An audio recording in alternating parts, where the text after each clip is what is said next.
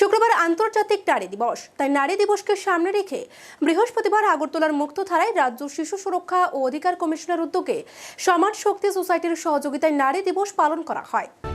এই অনুষ্ঠানে উপস্থিত ছিলেন রাজ্য শিশু সুরক্ষা ও অধিকার কমিশনের চেয়ারপারসন জয়ন্তী দেববর্মা, রাজ্য মহিলা কমিশনের চেয়ারপারসন ঝর্ণা দেববর্মা, সমাজ শিক্ষা দপ্তরের সহ অধিকর্তা চন্দ্রানী বিশ্বাস ঘোষ সহ রাজ্যের 8টি জেলা থেকে আগত অঙ্গনওয়াড়ি কর্মীরা।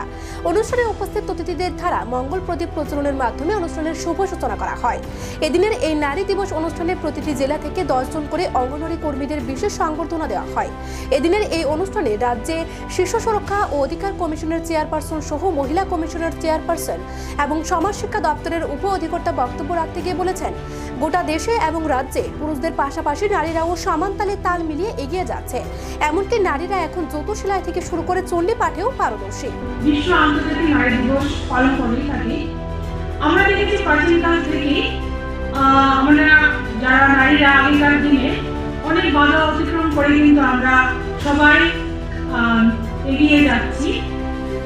আমাদের রানী লক্ষ্মীবাই থেকে আরম্ভ করে আমরা প্রত্যেক মহিলার মধ্যে মা দুর্গার রূপে আমরা কাজ করে যাচ্ছি। সমাজের প্রত্যেক ক্ষেত্রে প্রত্যেক জায়গায় আমরা সমানভাবে তাল মিলিয়ে পুরুষদের সমকক্ষ হয়ে আমরা এগিয়ে যাচ্ছি। আমরা নারীরা পারি না বলে এমন কোনো কিছু নেই।